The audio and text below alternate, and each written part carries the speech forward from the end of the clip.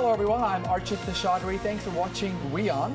I'm Sana Khan. Let's get you all the big stories from South Asia and across the world. But first up are the headlines.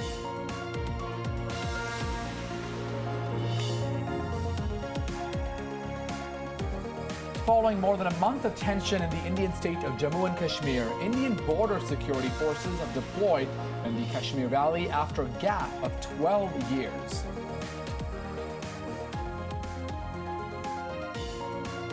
The opposition delegation from the state of Jammu and Kashmir meets with India's Prime Minister and demands a ban on the use of pellet guns on protesters.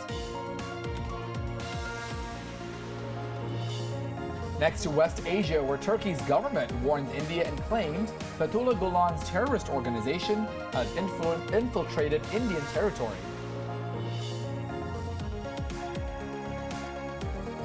Iran confirms Russia has stopped using an Iranian airbase for strikes in Syria a week after Moscow announced its fighter bombers flew from a base there.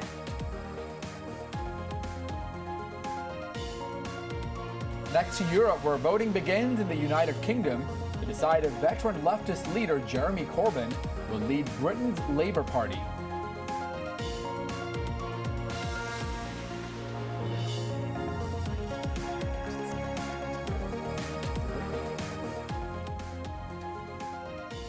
Well, let's begin with news from India, where the Border Security Force, or the BSF, which was taken off counter-insurgency operations in Jammu and Kashmir in 2004, was on Monday deployed in Srinagar after a gap of 12 years.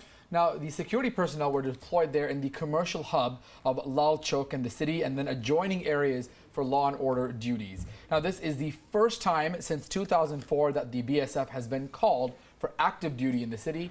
The armed forces, which conducted anti-militancy operations in Kashmir for nearly 13 years, this is from 1991, was replaced in the city by the Central Reserve Police Force in 2004.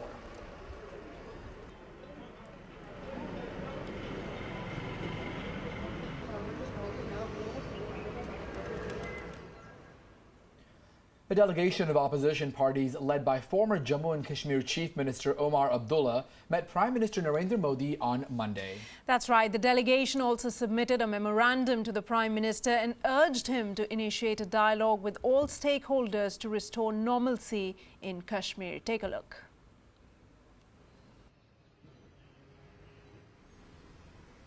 Opposition parties from Jammu and Kashmir, led by Omar Abdullah, met Prime Minister Narendra Modi on Monday to appeal for a political approach to resolve the present crisis in the valley. Emerging after an hour-long meeting, the former Chief Minister of the state told the media that the Prime Minister listened to them with patience and accepted the memorandum.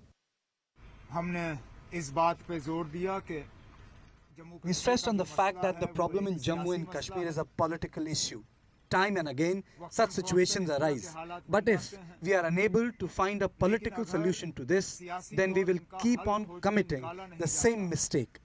The Prime Minister too acknowledged that development alone will not resolve this issue. वज़ीर-ए-आज़म साहब ने भी अपनी जगह इस चीज़ को तस्लीम किया है कि सिर्फ डेवलपमेंट में ही इन मसलों का हल नहीं है.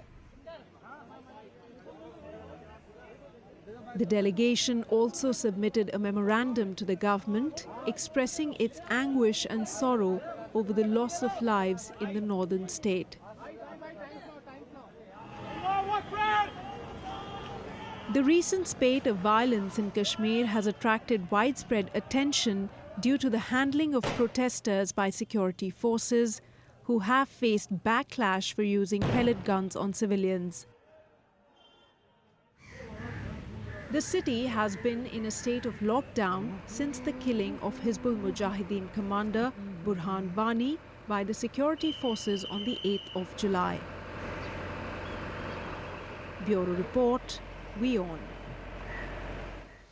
And moving on, the two-day BRICS Women's Parliamentarian Summit was overshadowed by tensions between India and China. Delegates reiterated the country's demand for membership to the elite nuclear suppliers group. The conference diverted from key topics like climate change as well as sustainable development to combat global terrorism. China pressed for a broader role in international forums that is proportionate to its clout in the world. This indirect war of words follows China's obstruction of India's membership to the NSG club.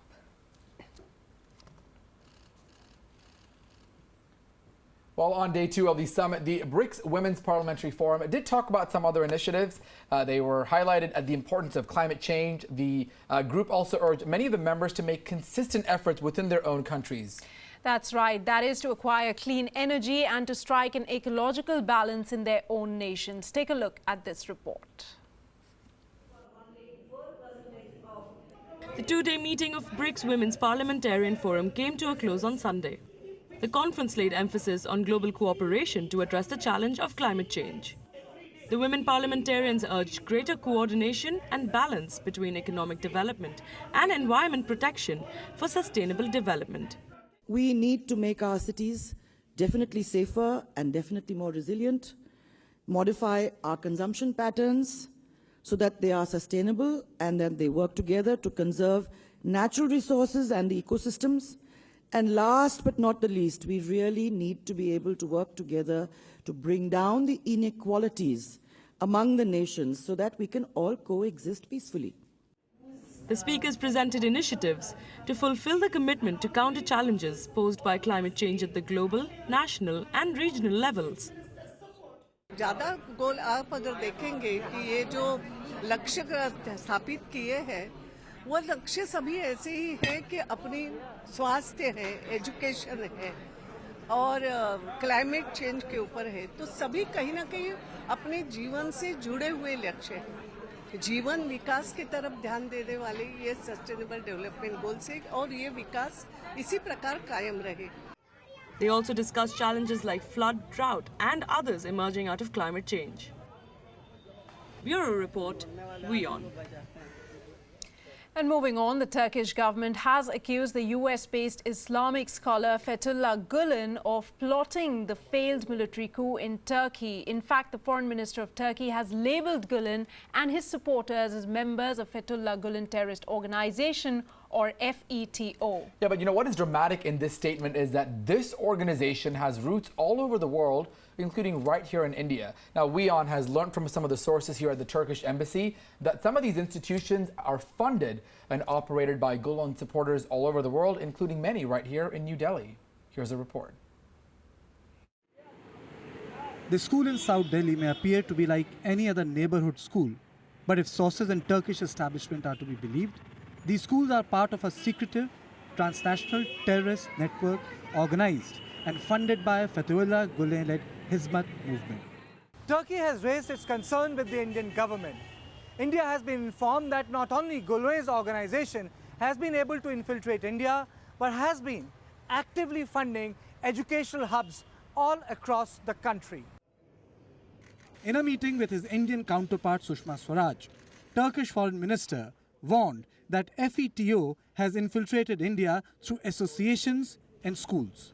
India too have reacted to Turkey's concern and is looking into Ankara's demand for closure of associations connected with FETO in India. Bureau Report, WION. Indian Prime Minister Narendra Modi and Afghan President Ashraf Ghani on Monday jointly inaugurated the renovated Store Palace in Kabul. And get this, they did this through a digital, like a teleconference. Video conferencing, that's right. Now, this palace is located in the capital city of Kabul and was built by the Afghan King Amanullah Khan back in 1920. Speaking on the occasion, Prime Minister Modi called the event historic and momentous. Now, he also praised many of the friendly relations, especially between India and Afghanistan.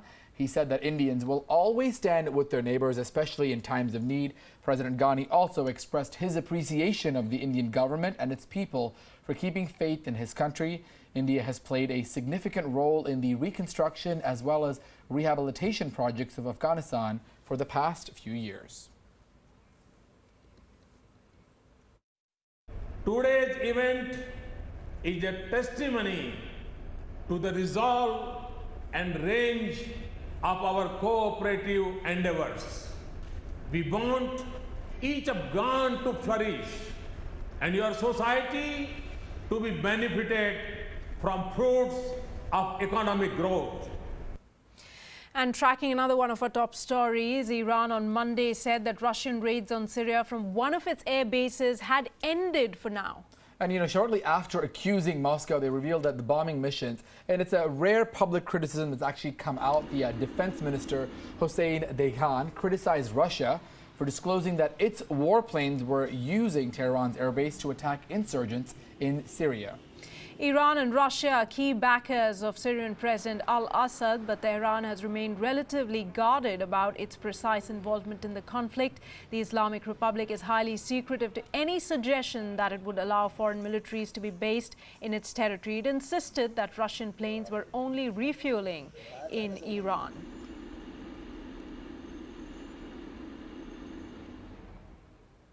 All right, next we move to the United States, where there's been record-breaking rainfall, and that's resulted in flash floods in the city of Austin, Texas.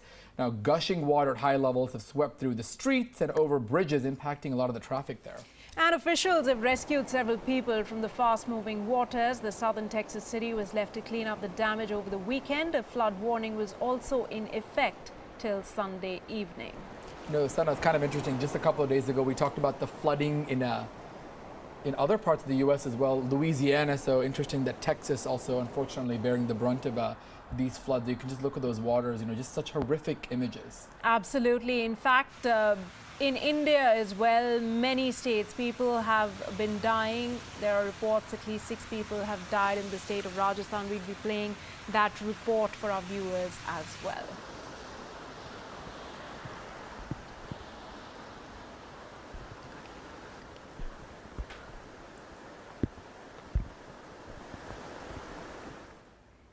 All right, time now for a short break. More news headlines from around the world right after this. Stay tuned to WION.